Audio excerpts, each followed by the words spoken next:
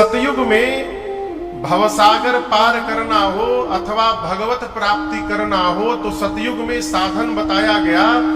हजारों हजार वर्ष तक जीव को तपस्या करनी पड़ती थी। कितने दिन? एक दो दिन नहीं। यही जाता जीव एक दिन दुर्गा पूजा में नवरात्रि में व्रत कर लेता तो अगला दिन कमजोरी फील होता। महाराज काल व्रत रहनी ना, चक्कर आवता। आज एक दिन के व्रत में, वो भी व्रत में इतना पाए हैं साहब कि भगवान मालिक है? सामान्य दिवस में जीव कम खाता है, व्रत में अधिक खा लेता है, उसके बाद भी कमजोरी फील होता है उसको। सतयुग में भगवान की प्राप्ति के लिए जीव को हजारों हजार वर्ष तपना पड़ता था। मनु महाराज शत्रुपा मैया ने 23,000 वर्ष तपस्या की। कितने दिन? 23,000। कहीं सब है 23,000 वर्ष तक नैमिषारण्य में जाकर तपस्या किए, तब जाकर भगवान का दर्शन प्राप्त हुआ। सतयुग के बाद त्रेता युग आया तो त्रेता में और सरल किया गया थोड़ा। त्रेता में यज्ञ प्रारंभ हुआ। यज्ञ साधन करके आप भवसागर पार हो सकते हैं, भगवान को प्राप्त कर सकते हैं। क्या करके? यज्ञ करके। त्रेता के बाद द्वापर आया, द्वापर में और सरल किया गया, पूजा केवल करके। भगवान की षोडशोपचार जितना सामर्थ्य है, पंचोपचार से प्रारंभ करके शतोपचार सहस्त्रोपचार जितना सामर्थ्य है, पूजन करके हम भवसागर से पार हो सकते थे अथवा भगवत प्राप्ति संभव था। कब? द्वापर में। परंतु कलयुग में, क्षमा करिएगा, कलयुग का जीव न ठीक से पूजा कर सकता है, कलयुग का जीव न ठीक से जप कर सकता है, कलयुग का जीव न ठीक से व्रत भी कर सकता है। व्रत करता है, अब बगल में कहीं पकौड़ी छन जाए तो जिह्वा में पानी आ जाए। कई लोग रात को 12 बजे के बाद खा लेते हैं। कहा महाराज 12 बज गया, डेट बदल गया, अब पा सकते हैं। कई लोग पकवान देखकर व्रत ही तोड़ देते हैं। कहो, हम देखे हैं, बढ़िया पूरी सब्जी मिल जाए, शाम के व्रत गई तो गोस्वामी तुलसीदास जी कहते हैं फिर कलिकाल का जीव भवसागर पार कैसे करेगा? एक साधन है, न हमको तपस्या करनी है, न हमको यज्ञ करना है, न हमको पूजन में पड़ना है। गाय राम गुण गण विमल भवतर दीनहि प्रयास। पूज्यपाद गोस्वामी तुलसीदास जी कहते हैं कलिकाल में केवल भगवत नाम का गुणगान करने का यदि स्वभाव बन गया, गाय राम गुण गण विमल, तो जीव बिना दूसरा कोई कार्य किए इस भवसागर को पार कर जा सकता है। ये कलयुग की महिमा बताई। उसी भगवत गुणानुवाद के लिए, भगवत गुणगान के लिए, भगवत कथामृत पान के लिए उबरा के इस पांडाल में आज से ये राम कथा गंगा प्रवाहित होने जा रही है। इसलिए मेरी आपसे प्रथम दिवस प्रार्थना है, जितनी देर बैठिएगा अपने शरीर के साथ अपने मन को भी इसी पांडाल में रखिएगा। नहीं तो कई लोग बैठते तो हैं शरीर से, लेकिन मन पूरे पंडाल के बाहर घूमत रहता है। इस प्रकार से बैठने से कुछ प्राप्त होने वाला नहीं है। क्यों? ये कथा एक बार यदि जीव ध्यान से श्रवण कर ले, मेरे पूज्य महाराज श्री कहते हैं इसे श्रवण कर मिट जाती है। किसे श्रवण करके? एक वाक्य में यदि समझा जाए और सुना जाए, कथा क्या है? महात्मा संत कहते हैं कि मानव के जीवन की व्यथा को जो समाप्त कर दे, उस तत्व का नाम है कथा। क्या? जीवन की व्यथा जहां आकर समाप्त हो जाए, समाप्त न हो तो जहां आकर जीवन की व्यथा का विस्मरण हो जाए। देखिए अंधकार बोलकर कुछ होता नहीं है। प्रकाश तो दिखाई पड़ता है, प्रकाश तत्व है, लेकिन अंधकार बोलकर कोई तत्व नहीं है। एक बार संतों के मुख से मैंने सुना है, एक बार अंधकार पहुंचे भगवान के पास। अब बोले प्रभु ये प्रकाश मुझे बहुत परेशान करते हैं, मैं जहां जाता हूं वहां पीछे पहुंच आते हैं। भगवान बोले अच्छा अभी आप रुकिए, मैं प्रकाश की खबर लेता हूं। अंधकार को भगवान ने कहा आप यहीं खड़े रहिए, मैं प्रकाश को बुलाता हूं। जैसे भगवान ने प्रकाश को बुलाया, अंधकार भाग लिए। क्यों? जहां प्रकाश पहुंच जाएगा वहां अंधकार रहने वाला नहीं है। अब यहां समझने का विषय है, अंधकार बोलकर कोई तत्व है ही नहीं। फिर महाराज प्रकाश की अनुपस्थिति को अंधकार कहा गया। अंधकार बोलकर कुछ नहीं है, प्रकाश जहां नहीं है उसको अंधकार बताया गया। उसी प्रकार भगवत कथा में, भगवत चिंतन में, भगवत गुणानुवाद में जब जीव आकर के बैठता है तो उसका मन भगवत आनंद में प्रवेश कर जाता है, और जब आनंद में प्रवेश करता है उतने क्षण के लिए उसके जीवन की सारी व्यथाएं समाप्त हो जाती है। मन तो कही है ना, उधो गए गोपियों को समझाने कि कहां तुम पड़ी हुई हो कृष्ण के चक्कर में, है ब्रह्म के चिंतन में लगो, ब्रह्म के मन से ब्रह्म के बारे में विचारो। गोपियां कहती हैं अरे ऊधो मन ना भयो 10 20, ऊधो ये मन ना भयो 10 20। एक मन रहा सो गया श्याम संग, अब को अवराधे ईश।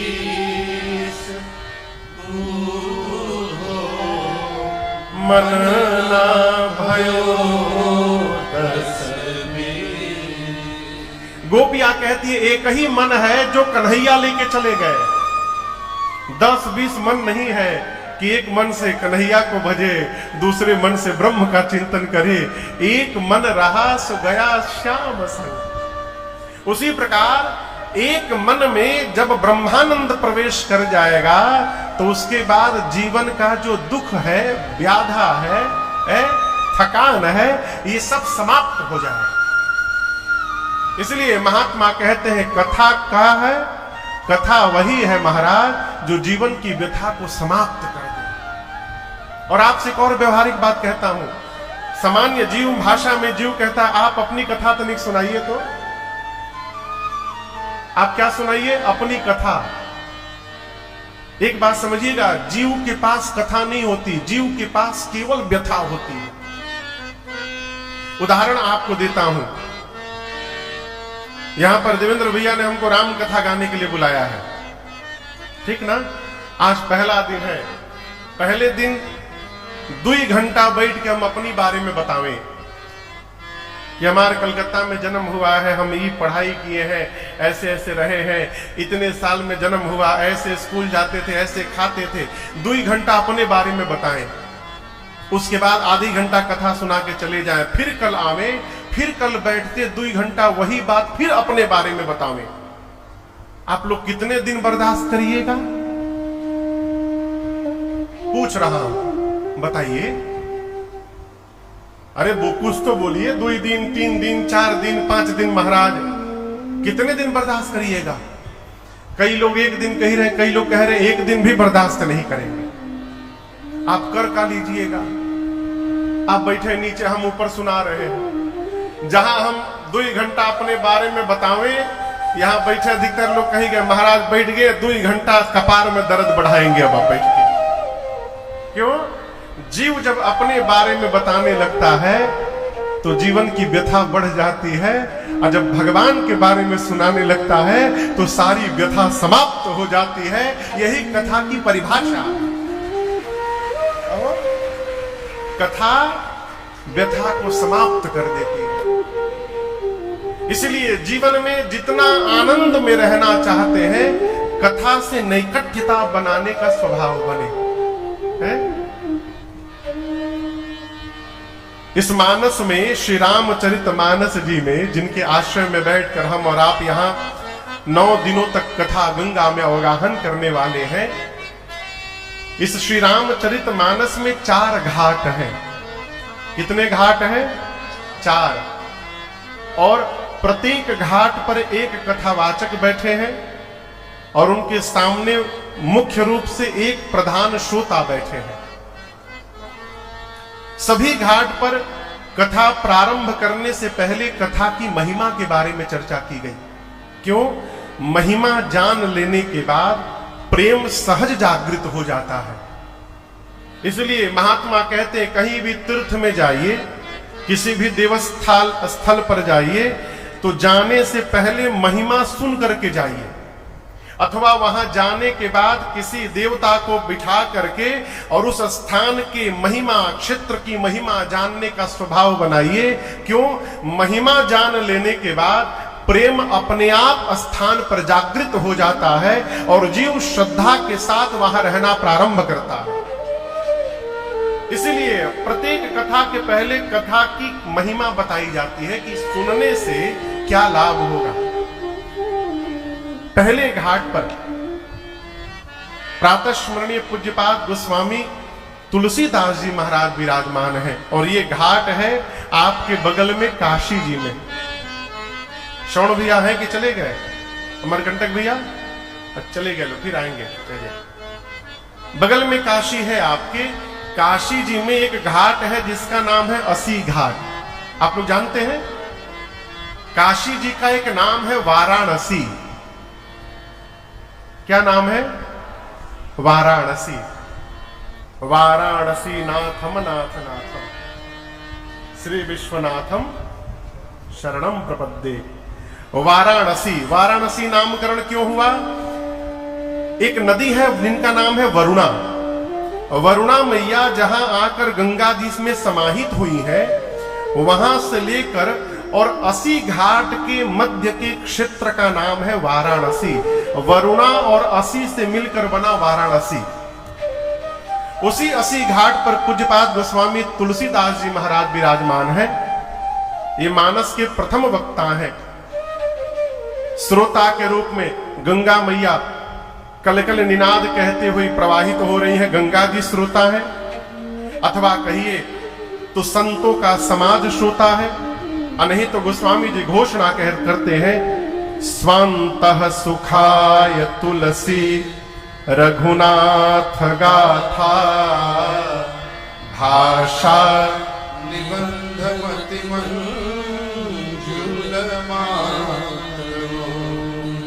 गोस्वामी जी कहते हैं, मैं अपने अंतःकरण को सुख प्रदान करने के लिए कथा गा रहा हूं। तो श्रोता कौन? गोस्वामी जी का निज मन। ये मानस के पहले वक्ता है। और गोस्वामी तुलसीदास जी महिमा गाते हुए कहते हैं, इस कथा की महिमा क्या है? क्या है? राम कथा कली कामद गाई सुजन संजीवनी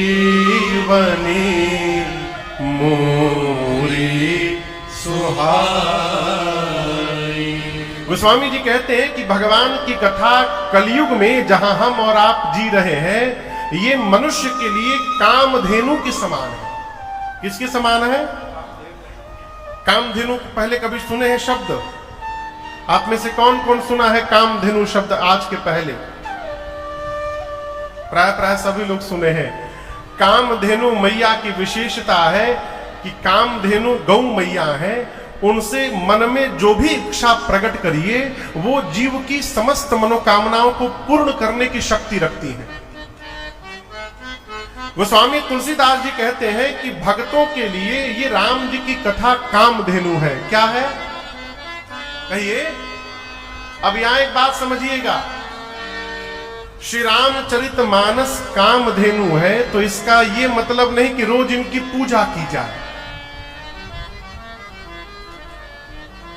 हम लोग क्या करते हैं, गीता प्रेस से श्री रामचरितमानस जी का पुस्तक लेके आते हैं, लाल कपड़ा खरीद के एक रंगा 1 मीटर, उसमें इनको बांध कर अब पूजा घर में रखकर रोज सवेरे शाम आरती उतारते हैं।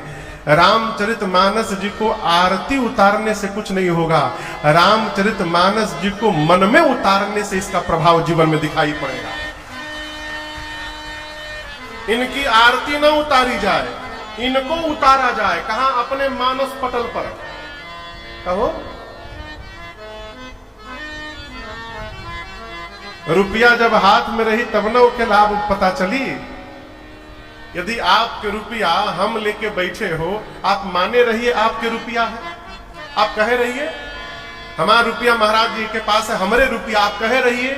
आपका तब तक नहीं है जब तक वो आपके हाथ में नहीं आ रहा है। उसी प्रकार इस मानस में गोस्वामी तुलसीदास जी ने जो जो अमृत भर दिया, उस अमृत का प्रभाव तब तक जीवन में नहीं आएगा जब तक ये पुस्तक में से निकलकर हमारे मन के पात्र में नहीं प्रवेश करेंगी, तब तक इस मानस का प्रभाव जनमानस पर पड़ने वाला नहीं है। यदि इस कामधेनु को जीवन में फलीभूत कराना चाहते हैं तो मानस जी को पढ़ने का स्वभाव बनाइए। क्या करने का? पढ़ने का। अभी हम लोग इस कथा के पहले 3 दिन पहले राजस्थान के भिलवाड़ा में कथा गा रहे थे। श्री संकट मोचन हनुमान जी महाराज की शरण में बैठकर प्रातः स्मरणीय पूज्य श्री बाबूगिरी जी महाराज के पावन सानिध्य में बैठकर कथा गाए। भिलवाड़ा आपको जानते हैं ना, राजस्थान में एक स्थान है भिलवाड़ा, वहां कथा गा रहे थे। बड़ा आनंद आया हो, खूब आनंद की वर्षा हुई वहां से कथा गंगा बहते बहते आज उबरा में आकर के प्रवाहित हो रही है। ये यहाँ के लोगों का सौभाग्य है और राजन का परम सौभाग्य है। वहां एक बालक आया मिलने के लिए, कहा महाराज जी हम भी मानस जी लेके आए हैं, उसमें केवल अर्थ लिखा हुआ है, केवल अर्थ। हम बोले बाबू हम तो आज तक ऐसा कभी देखे नहीं, लेके आना। अगले दिन लेकर आया, वास्तव में उसमें चौपाइयां नहीं थी, गीता प्रेस जी ने छापा है। हमने कहा कि निवेदन करता हूं इनको पढ़ो ठीक है, लेकिन साथ में जाकर के एक मानस जी और लेकर आओ जिसमें चौपाई छंद दोहा सोरठा लिखा है, उनको गाओ और उसके बाद उनका अर्थ समझो, तब जाकर के जीव पर प्रभाव पड़ेगा। मानस जी को गाइए, ये पढ़ने के लिए नहीं है, गाने के लिए है। गोस्वामी जी कहते हैं जे गावहि यह चरित सम्हारे, जे गावहि यह चरित सम्हारे, ते ताल चतुर रखवारे,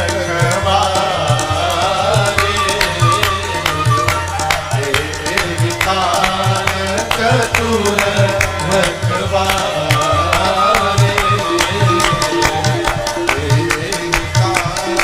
चतुर रखवारे। गोस्वामी जी पढ़ने के लिए नहीं बोल रहे हैं, क्या करने के लिए बोल रहे हैं? बोली सब है, गाने के लिए। क्या बोले?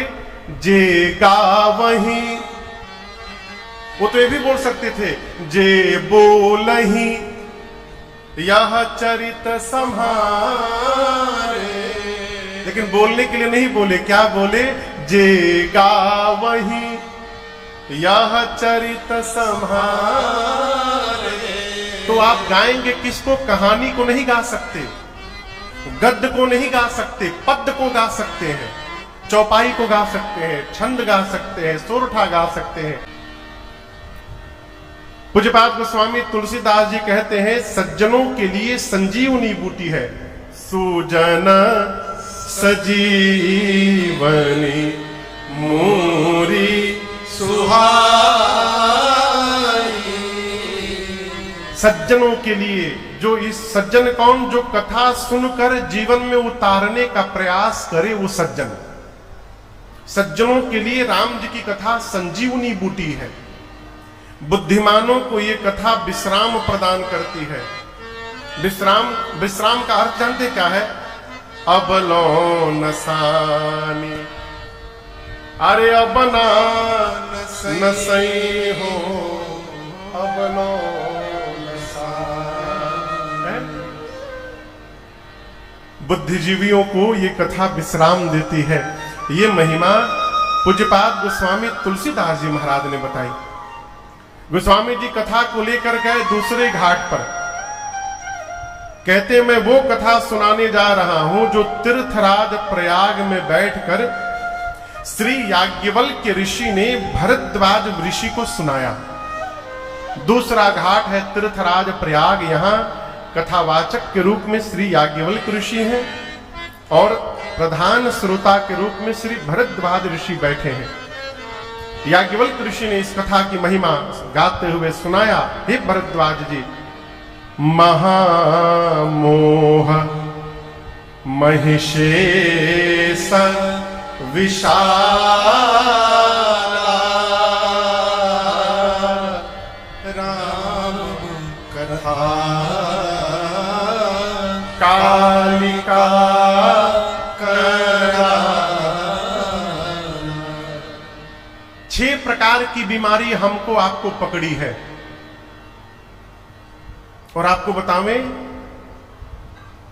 इंडिया से लेकर अमेरिका तक जितने अस्पताल है और डायग्नोस्टिक सेंटर है, कहीं भी जाकर फुल बॉडी चेकअप करा लीजिए, इन 6 में से एक भी बीमारी का पता चलने वाला नहीं है। अब आप कहोगे महाराज ये बीमारी का पता कैसे चलेगा? एक प्रश्न है ना कि जब किसी पैथोलॉजी में कहीं किसी सेंटर पर जब इस बीमारी का पता नहीं चलेगा तो कल चलेगा कहां? आप में से कितने लोगों के पास मोटरसाइकिल है? शर्माइए नहीं, हम मांगेंगे नहीं आप लोगों से, डरिए मत। कितने लोग? अच्छा, मोटरसाइकिल 4 चक्का मिला के कितने लोग के पास है? गाड़ी को सर्विस कराने ले जाते हैं, अरे कहीं सब है, कितने दिन पर ले जाते हैं? 2 महीना, 3 महीना, 4 महीना, कई महापुरुष साल भर भी चला देते हैं। हाँ, 1 महीना पर, आप 1 महीना पे ले जाते हैं। अच्छा, अच्छी बात। क्यों लेके जाते हैं? नहीं लेकर जाएंगे तो धुआं छोड़े लगी, गाड़ी बिगड़ जाएगी, इंजन खराब हो जाएगा। उसी प्रकार राम कथा आयोजन समिति द्वारा जो ये ओबरा में पंडाल बनाया गया है, ये पंडाल इस गाड़ी का 9 दिन के लिए सर्विस सेंटर खोला गया है। ये मानव शरीर रूपी गाड़ी का सर्विस सेंटर है। और आपसे कहें ऑफर चल रहा है दुर्गा पूजा में, बिना किसी फीस का सर्विसिंग होगा यहां 9 दिन, बिना फीस के फ्री में सर्विस हो जाइयो। यहां आने के बाद 9 दिन में पता चलेगा किसको किसको कौन कौन सी बीमारी पकड़ी है, किसको काम ने पकड़ा है, किसको क्रोध पकड़ा है, किसको मद पकड़ा है, किसको मोह ने लपेटा है। कहां? काम, क्रोध, मद, मोह, लोभ। अब छठा है मत्सर। इन 6 में से किस बीमारी की अधिकता हमारे जीवन में है, इसका पता कथा में आने के बाद चलता है। और इन 6 बीमारियों में से सबसे खतरनाक जो बीमारी है, इस बीमारी का नाम है मोह। क्या नाम है? मोह। गोस्वामी जी कहते हैं, मोह सकल व्याधि न कर मूला, तेहि ते पुनि उपजय बहु सूला। ये जो मोह है ना, ये बहुत खतरनाक बीमारी है। मोह में पड़ा हुआ जीव न स्वयं सत्कर्म करता है, न दूसरे को सत्कर्म करने देता है। मोह से ग्रसित जीव पंडाल के बाहर खड़ा हो जाएगा, कोई जीव आएगा कथा सुनने, कहां जाता रहा, ये उम्र कथा सुनने की है, अब अहिने से सधुआ जीवका, ऐसा पढ़ा देगा कि आदमी पंडाल के बाहर से ही वापस लौट जाएगा। ये मोह का परिणाम है। पूज्यपाद गोस्वामी तुलसीदास जी महाराज याज्ञवल्क्य ऋषि के श्रीमुख से कहलवाते हैं, ये मोह जब विशाल महिषासुर का रूप धारण कर लेता है, तो इस मोह रूपी महिषासुर का वध करने के लिए ये राम जी की कथा काली मैया के समान खड़ी हो जाती है। अर्थात जो कथा की शरण में रहता है उसका मोह एक ना एक दिन समाप्त होना ही होना है, मोह टिक नहीं सकता। ये कथा सुनते सुनते पता चलता है का भजन करो, का करो, कहिए कहिए, का करो,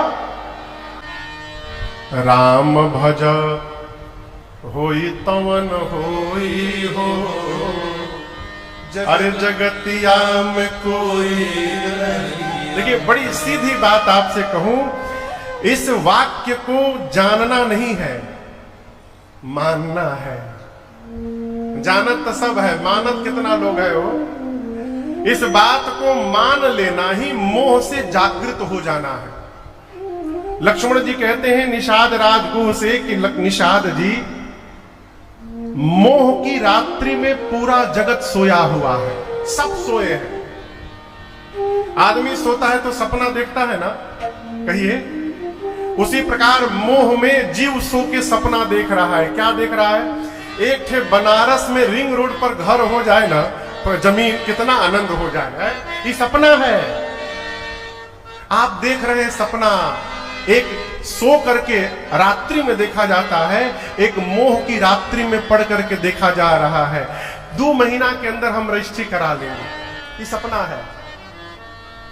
अब मजे की बात देखिए, सपना यदि पूरा हो गया हम सुखी हो गए, और किसी कारण सपना पूरा नहीं हुआ हम दुखी हो गए। अब हम कहें कि हमको दलाल ने दुखी कर दिया, ब्रोकर जो जमीन का है उसने दुखी नहीं किया, हमने अपने आप को दुखी किया है। सपना किसने देखा? हमने। सपना पूरा नहीं हुआ तो हमने अपने आप को दुखी किया है। इसलिए सपना देखना बंद करिए। क्या करें महाराज? अपने कर्तव्य का पालन करते रहिए। अब भजन कर होई तवन होई हो, लिखल होई बनारस में प्लॉट के, तो बनारसों में होई, अब बंबई में भी होई। और नहीं लिखा होगा कितनों खोपड़ी पटकिएगा, ओबरा में भी होने वाला नहीं है। इसलिए मोह से जगिए।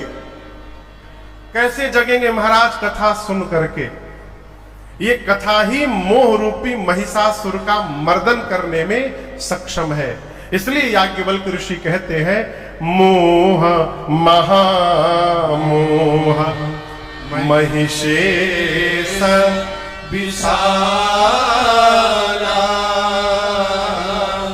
राम कथा कालिका कराला। महामोह रूपी महिषासुर का मर्दन करने के लिए ये कथा मां दुर्गा के समान है, मां काली के समान है। आगे याज्ञवल्क्य ऋषि कहते हैं, एक पर्व आता है शरद पूर्णिमा। जानते हैं ना, माताएं विशेष जानती होंगी। शरद पूर्णिमा के दिन हम लोग क्या करते हैं? कहीं सब है खीर बनाते हैं। खीर बना के क्या करते हैं? छत पे रखते हैं। कटोरी में खीर ले जाके अब प्लेट से ढक के रख देते हैं। प्लेट से ना, कहिए, प्लेटों में कई लोग मुड़ी हिलावता। हाँ, किससे ढकते हैं? चलनी से, छलनी से। क्यों? छलनी से ढका रहेगा तो कोई कीड़ा मकोड़ा नहीं जाएगा। और शरद पूर्णिमा के दिन चंद्रमा से जब अमृत का स्राव होगा तो वो अमृत के कण छलनी के छिद्र से नीचे जाकर उस खीर में मिलेंगे। और प्रातः काल जब पूरा परिवार उस खीर का पान करेगा तो उस खीर के साथ साथ वो अमृत भी हमारे शरीर में प्रवेश कर जाएगा। यही मान्यता है ना, कहिए। लेकिन दर्शन करिए, वो अमृत साल में एक दिन गिरता है। अब कितने प्रकार के अमृत हैं ये दर्शन करिए। एक तो वो अमृत हो गया जो चंद्रमा से टपक रहा है। दूसरा कोई अमृत आप लोग बताइए, आप लोग बताओ। पंचामृत नाम सुने हैं ना? दूसरा अमृत क्या है? पंचामृत। उसको कैसे पान किया जाता है? मुख से, जिह्वा से। लेकिन एक तीसरा अमृत हम आपको दिखा रहे हैं आज। इस अमृत का नाम है कथामृत। ये भगवान की कथा भी अमृत के समान है। उस अमृत को, पंचामृत को जिह्वा से पान करते हैं और इस अमृत को कान से पान किया जाता है। श्रवण रंध्र हुई उर जब आई, कान से प्रवेश करके हृदय में प्रवेश करे, ये है कथामृत। भगवान की कथा अमृत तुल्य है। गोस्वामी तुलसीदास याज्ञवल्क्य ऋषि कहते हैं, राम कथा शशि किरण समाना, संत चकोर करहि जेहि पान। अब एक बड़ी अद्भुत बात, शरद पूर्णिमा के दिन जो अमृत टपकता है उसके लिए साल भर प्रतीक्षा करनी पड़ेगी। लेकिन आपका सौभाग्य देखिए, राम कथा आयोजन समिति के द्वारा ऐसी रचना बनी कि ओबरा के इस ग्राउंड में 9 दिन अमृत की वर्षा होने वाली है। जो जो इसको पान करना चाहे पान कर ले। यहां साल भर प्रतीक्षा नहीं करनी है, 9 दिन निरंतर बहेगी। आगे दर्शन करिए। याज्ञवल्क्य ऋषि कहते हैं, जो इस अमृत को पान करने के लिए सदैव लालायित रहे वही जीव संत है। संत कौन? जो भगवान की कथा सुनने के लिए ललायित है वो जीव संत है। संत चकोर करहि जेहि पाना। अब तो विज्ञान का जितना भी धन्यवाद विज्ञान को कहा जाए कम है। विज्ञान ने ऐसा साधन बना दिया, अरे चलते फिरते रोते गाते सुख दुख में मन को समझाते। चलते रहिए तो मोबाइल में कथा सुन लीजिए, टहलते रहिए सुन लीजिए, गाते रहिए सुन लीजिए, खाते रहिए सुन लीजिए, लड़ते रहिए तब भी कान में ठेपी लगा के सुन लीजिए। और मोबाइल में कथा सुनने का एक और लाभ आपको बतावें जो पंडाल में नहीं मिल सकता। मोबाइल में जब मन करे महाराज के चेहरा पर एक बारी से ठोक दीजिए, महाराज चुप।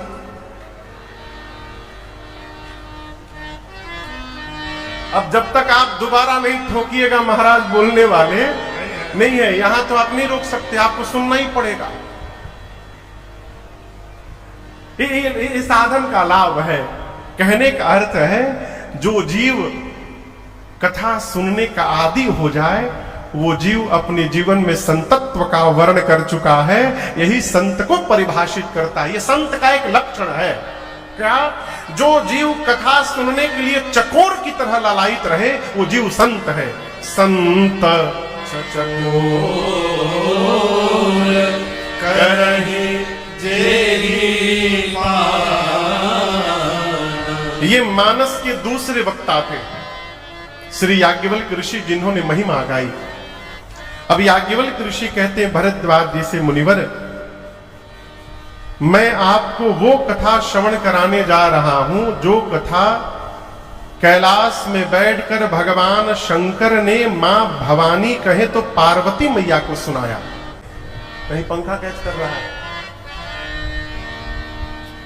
दूसरी चौपाई बाबा कहते हैं, राम कथा सुंदर कर तारे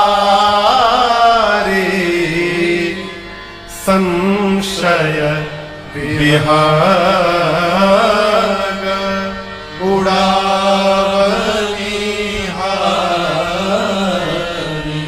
भगवान शंकर कहते हैं, मां पार्वती से, देवी भगवान राम की कथा हाथ की सुंदर ताली है। मां ने कहा, प्रभु आप कथा को ताली क्यों बता रहे हैं?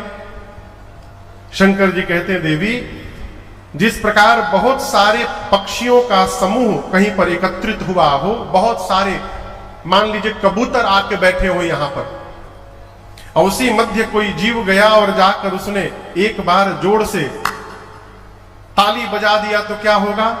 जितने कबूतर है, पक्षी है, ताली के बजने से सारे उड़ जाएंगे। उसी प्रकार देवी राम जी की कथा वो ताली है हाथ की, जो मनुष्य इस ताली को यदि जीवन में बजाता रहे बार बार, तो उस मनुष्य के जीवन में जितने संशय के पक्षी विराजमान हैं, इस कथा रूपी ताली के बजने से सारे संशय के पक्षी अपने आप उड़ के चले जाएंगे, वो जीव संशय रहित हो जाएगा। ये कथा की सबसे अद्भुत महिमा बाबा ने बताई। देखिए, कथा सुनने का यही अर्थ है संशय समाप्त हो जाए। कई लोग कथा तो सालों से सुन रहे हैं, संशय समाप्त नहीं हुआ। देखिए, जिज्ञासा अलग विषय है और संशय हो जाना यह बिल्कुल अलग विषय है। कथा सुन के भी संशय समाप्त नहीं हो रहा है, इसका मतलब समझ रहे हैं केसरी जी? एक मतलब बुझाता, कथा श्रवण करने के बाद भी यदि संशय समाप्त नहीं हो रहा है, इसका केवल और केवल एक अर्थ है कि शरीर केवल कथा पंडाल में बैठा था, हमारा मन पंडाल से बाहर भटक रहा था, इसलिए कथा में जाकर भी कथा कान में प्रवेश नहीं की। फोकटिया दवाई समझते हैं? फोकटिया दवाई, फोकटिया दवाई माने फ्री में मिल गया हो। जो दवाई फ्री में मिल जाते है ना, उस दवाई को लोग फ्रिज के ऊपर रखते हैं और उसको खाते होते नहीं है। लेकिन जो दवाई पैसा से खरीद के लाते हैं, उस दवाई को घड़ी का सुई मिला मिला के खाते हैं। दवा खरीद के और फ्रिज पर रखने से उस दवा का प्रभाव हमारे जीवन में दिखाई देने वाला नहीं है। वो दवा जब तक भीतर प्रवेश नहीं करेगी, तब तक उसका शरीर पर प्रभाव पड़ने वाला नहीं है। उसी प्रकार कथा में आकर कई तो लोग कथा में आके सोई जाते हैं। महाराज इतना मीठा गाते हैं ना, लगता है मानो लोरी सुना रहे हैं।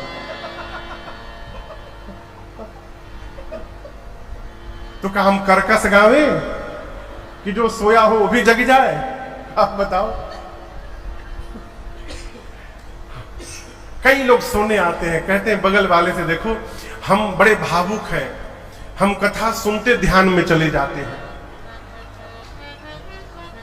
बगल वाला पूछेगा, हमको कैसे पता चलेगा कि आप ध्यान में चले गए? बोले, नाक बोलेगा हमारा, अगल बगल सबको पता चलेगा हम ध्यान में चले गए। जब हम ध्यान में चले जाए ना, तो हमको थोड़ा जगाइएगा, हिला करके ध्यान से बाहर ले आइएगा। है, देखिए, ये आपको सीधा उदाहरण दूं। कई लोग गंगा तट पर भी जाकर गंगा में स्नान नहीं कर पाते। अरे छोड़िए, गंगा जी के किनारे रहने वाले ही गंगा स्नान से वंचित रह जाते हैं। और कई लोग दूर से भी आकर गंगा जी में डुबकी लगा के चले जाते हैं। ये क्या है? जन्म जन्मांतर का बिगड़ा हुआ कर्म हमको सत्कर्म करने से रोक देता है। उसी प्रकार यदि पुराकृत कर्म बिगड़ा हुआ है, तो जीव कथा पंडाल में आकर भी कथा श्रवण करने वाला नहीं है। वो कथा सुनने से कई लोग तो पंखे गिनत रह जाए, कौन पंखा लागल हो, तो ले आधा गिनल तो ले भुला गए, फिर शुरू से प्रारंभ। बहुत पहले कलकत्ता में एक चटर्जी हाउस है, पता नहीं वो 45 माला है कि 35 माला है। एक समय का सबसे ऊंचा बिल्डिंग कलकत्ता का था। अब तो उससे भी ऊंची ऊंची बिल्डिंगें हैं। तो हमारे पूर्वांचल से एक सत्य घटना सुना रहा हूं। पूर्वांचल से एक लड़का गया। वो लड़का का आदमी थे, वो 32-34 साल के थे। वो कलकत्ता गए तो उनके बाबूजी बोले, देखिए बहुत ठग रहे लसनीजा, कहीं ठगैया मत। तो बोले, हाँ हमरा के ठगी, हम बिहार से आए बने। तो गए तो जीवन में पहली बार उतनी ऊंची बिल्डिंग देखे वो, 35 तल्ले का बिल्डिंग। अब वो खड़े होकर लगे गिनने, तो गिनते गिनते 25-26 तक ले जाए, तो अखियां चौधिया जाए, भुला जाए, फिर नीचे से गिनना शुरू करे। तो वो आधे घंटे से गिन रहे थे, गिन नहीं पाए कितना तल्ला बस। तब ले एगो बंगाली पहुंचे, बोले, रुको रुको रुको, क्या कर रहे हो? गिन रहा हूं। कितना गिने हो? तो तो वो गिने थे 30 तल्ले तक पहुंचे थे। बोले 15 तल्ला गिने, बोले 15 रुपया दो, तो 15 रुपया दे दिया निकाल कर। घरे गए, जाकर बाबूजी से बोले कि बाबूजी कहते कि ठग लिया सन, हम ही ठग के आई बनी एक जना के आज। तो बाबूजी पूछे का कैला होगा, तो कहा कि 30 तल्ला ले गिनले रहनी, 15 ही बता के 15 रुपया दे के आई बनी खाली। बाबूजी कपार पकड़ के बैठलिए, ठगा गईला ना, कहीं बिल्डिंग गिनला के पैसा दिहल जाला कहीं पर। और एक बार यदि कथा जीवन में उतर गई माई बाप, तो जीवन के सारे संशय समाप्त हो जाए। भगवान शंकर कहते हैं जिस प्रकार हाथ की ताली बजने से पक्षी उड़ जाते हैं देवी, उसी प्रकार भगवान की कथा वो ताली है जिसके बजने से जीवन के सारे संशय रूपी पक्षी उड़ के चले जाएंगे। ये बाबा ने महिमा गाई। अब अंतिम घाट शंकर जी कहते हैं देवी मैं आपको वो कथा गाकर सुनाने जा रहा हूं जिस कथा को मैंने नीलगिरी पर्वत पर श्री कागभूषुंडी जी के मुख से श्रवण किया था। स्थान है नीलगिरी पर्वत, प्रधान वक्ता है श्री कागभूषुंडी जी महाराज, कौवा है, और प्रधान श्रोता के रूप में पक्षियों के राजा श्री गरुड़ जी महाराज विराजमान है। ये मानस का चौथा घाट है। इस स्थान पर गरुड़ जी महाराज श्रोता ही महिमा गाकर कहते हैं प्रभु ये राम जी की कथा सदैव सुख प्रदान करने वाली है, जीवन से दुख का नाश करने वाली है। अस्तु आप कृपा करके ये सुखदायिनी राम जी की कथा हमको श्रवण कराइए। पूज्यपाद गोस्वामी तुलसीदास जी महाराज ने इन चारों घाटों की कथाओं को समेट करके जो रूप प्रदान किया, उस रूप का नाम है श्री रामचरितमानस। श्री रामचरितमानस में गोस्वामी तुलसीदास जी महाराज ने कितने कांड लिखे हैं?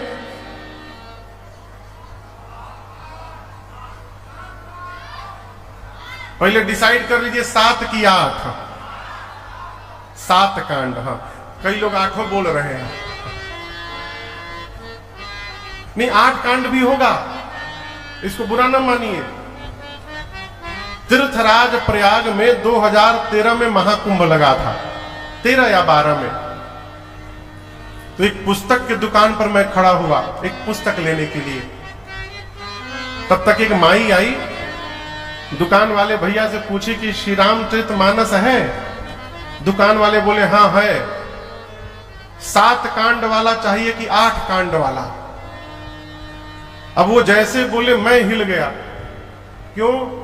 हम सोचे थे हम तो आज तक 7 ही कांड पढ़े, 8वां कांड कहां से आ गया? माई बोली जब पैसे देवे कर लेवे के बाद 7 कांड वाला कहे लिया जाओ, 8 कांड वाला दीजिए। एक कांड का नुकसान हो जाएगा ना माई को।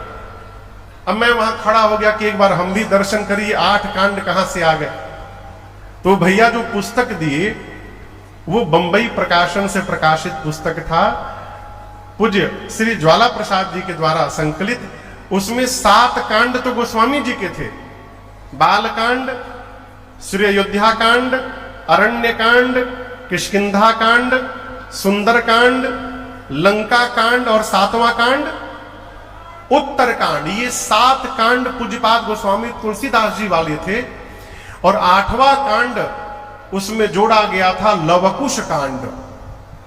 लेकिन प्रातः स्मरणीय पूज्यपाद गोस्वामी तुलसीदास जी महाराज ने जिस श्री रामचरितमानस की रचना की है उसमें 7 कांड है। यही मह रुचिर सप्त सोपान, 7 कांड है। श्री बाल कांड के प्रारंभ में गोस्वामी तुलसीदास जी ने 7 श्लोक लिखे। 7 ही क्यों लिखे? ऐसा संत कहते हैं कि 7 कांड है, इसलिए प्रत्येक कांड का स्मरण करके गोस्वामी जी ने 7 श्लोकों की रचना की। सबसे पहले श्लोक में गोस्वामी तुलसीदास जी महाराज वर्णानामर्थ संघानाम रसानाम छंद सामपि मंगलानाम चकर्तारो वंदे वाणी विनायकौ। बालकांड के प्रथम श्लोक में ही पूज्यपाद गोस्वामी तुलसीदास जी महाराज एक ही साथ वंदे वाणी विनायको मां सरस्वती और भगवान गणपति जी की साथ में वंदना करते हैं। एक साथ में, एक साथ वंदना क्यों करते हैं? महापुरुषों का चिंतन है। मां सरस्वती बोलने की कला में पारंगत करती है, वाणी प्रदान करती है, बोलने का ढंग देती है। कौन? सरस्वती मैया।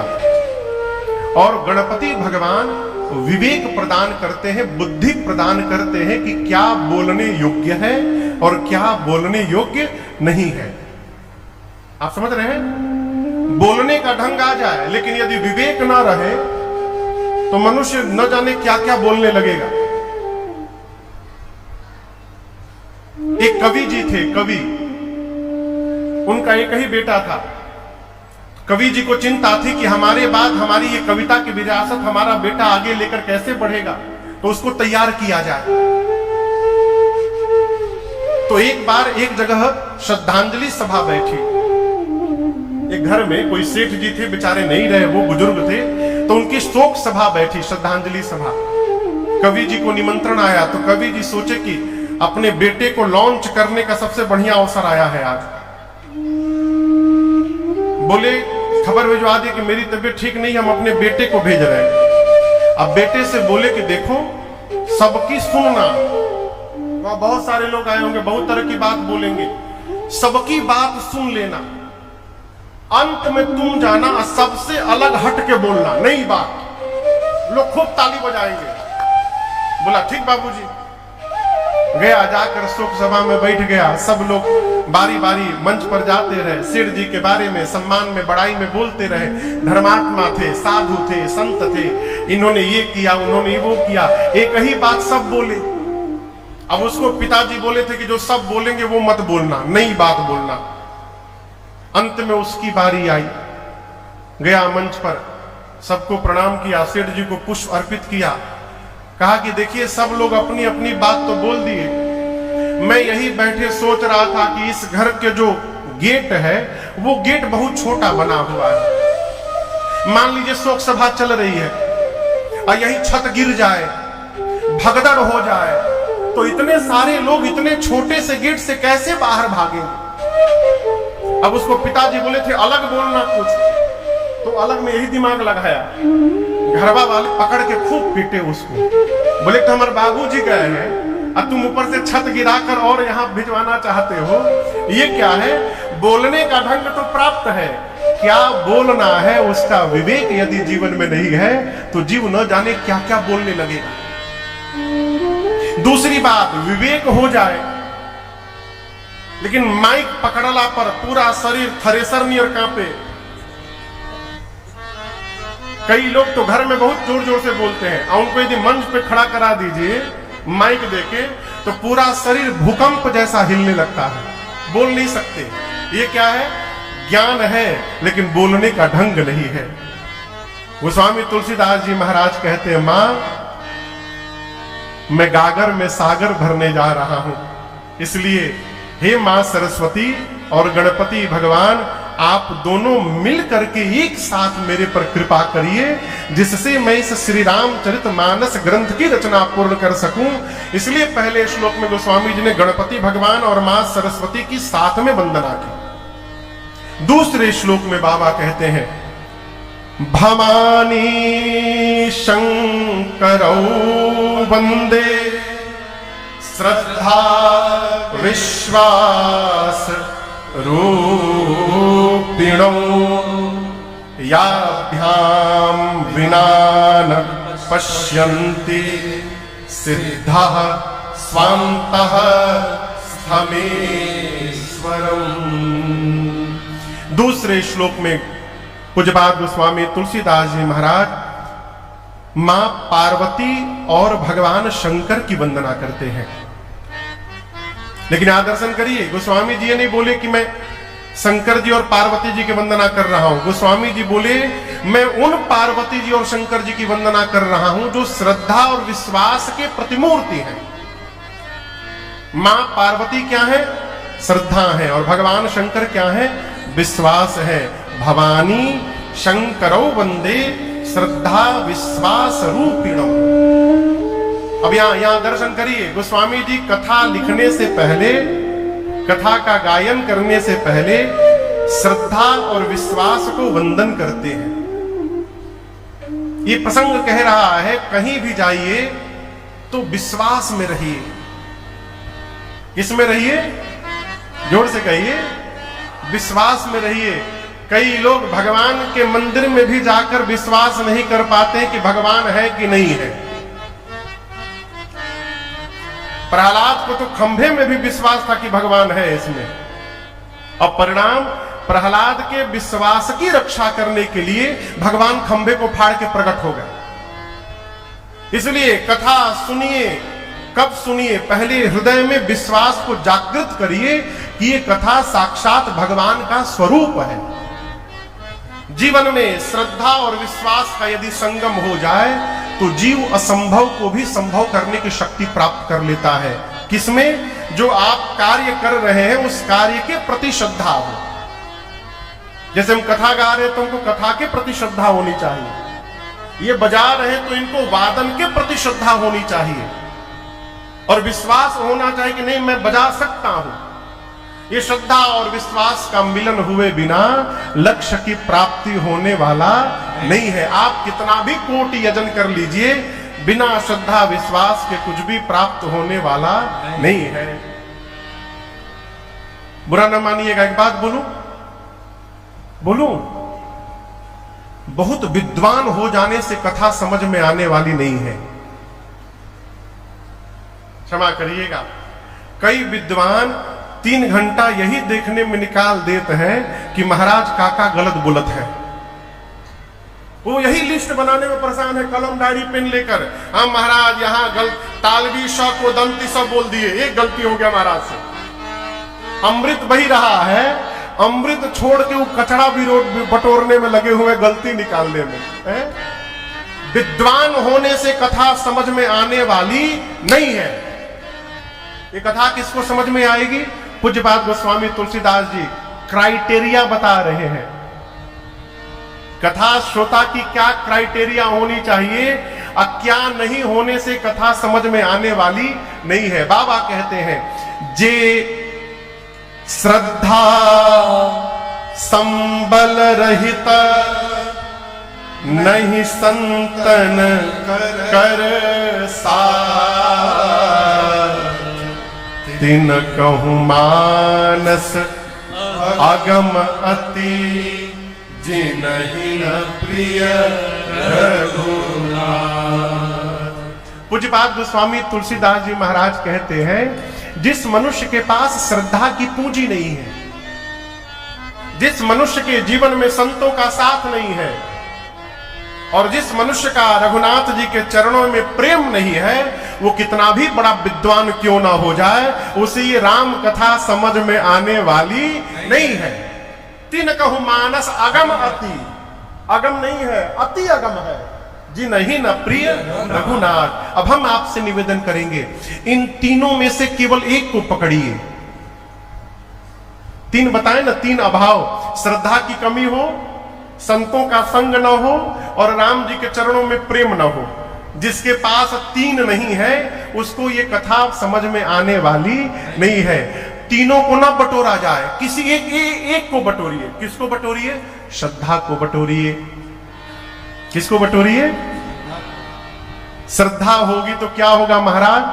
श्रद्धा होगी तो ये श्रद्धा ही आपको संत के चरणों तक लेके चली जाएगी। एक आदमी के पास वो जीव विषयी जीव था, विषयी। उसके पास एक ही समय